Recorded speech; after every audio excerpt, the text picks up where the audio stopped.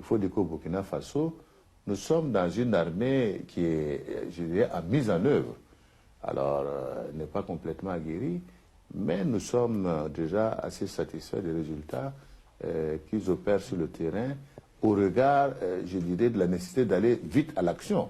Parce qu'on ne peut pas attendre de former des gens avant qu'il y ait à l'action. Mais il y avait le RSP, vous ne regrettez pas l'absence de cette... Vous savez, le RSP, on en parle beaucoup, mais comme je dis, l'expérience nous montre que c'est un tigre à papier. Ah bon? Puisque la preuve, c'est que, comme je dirais, lorsque les RSP étaient en posture et que les forces loyalistes ont attaqué la position des RSP, et il n'y avait plus de RSP, tout le monde a disparu.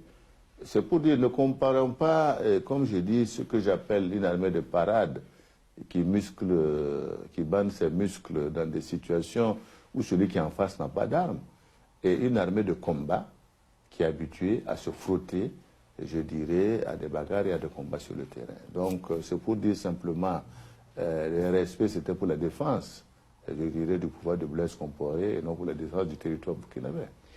Parce qu'on ne dépend pas d'un territoire avec 1200 personnes. Je pense que ça me semble évident.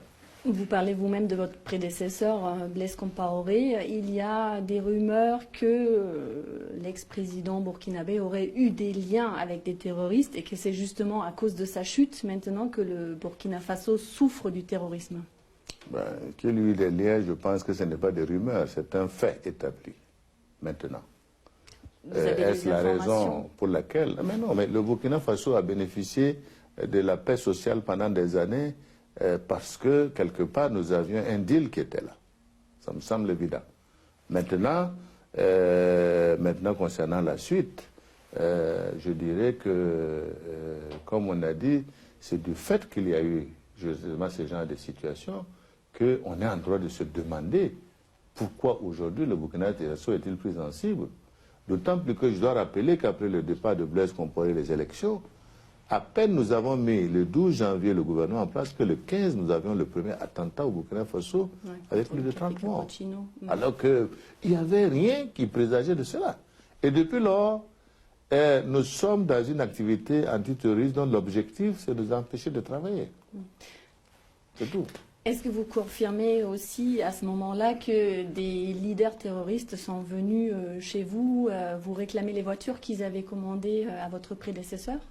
Je confirme, puisque j'ai été touché dans ce sens lorsque je suis arrivé. Je ne suis pas au courant, j'ai dit non.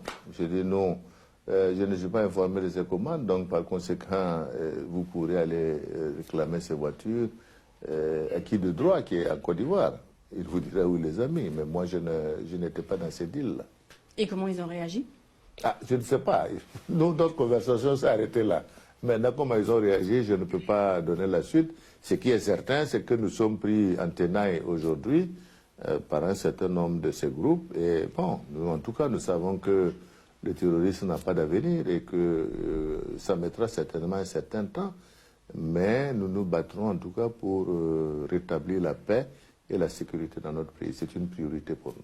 Puisque vous dites qu'avec Blaise Compaoré, il y avait un deal qui permettait au pays d'être à l'abri des attaques terroristes, pourquoi ne pas solliciter ces conseils aujourd'hui si vous voulez que votre pays soit en paix?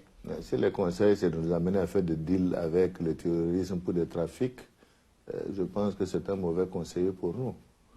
Peut-être qu'il a de l'expérience, on l'a vu assurer des médiations. Oui, mais c'est justement au travers de ces médiations que les deals ont été tissés. Alors, donc, je ne vois pas comment on peut demander à quelqu'un de vous expliquer comment avec un voleur vous pouvez vous entendre pour qu'il continue à voler d'autres et vous serez en paix. Je pense qu'il y a quand même une question d'éthique à avoir. Nous ne sommes pas opposés à un conseil de quelqu'un. Comme je vous l'ai dit, ce n'est pas nous qui avons mis Blaise Compaoré en dehors du Burkina Faso. Il est parti, je dirais, de lui-même suite à l'insurrection. Il est à Abidjan. S'il veut conseiller, il peut conseiller. Il reviendra peut-être au Burkina Faso. Mais nous avons dit, nous n'avons chassé personne. Celui qui veut revenir, il revient. Nous avons simplement dit, si vous avez des problèmes à la justice, vous rendez à la justice, vous faites le point là-bas et vous continuez. Nous n'avons aucun problème. Mais comme je dis,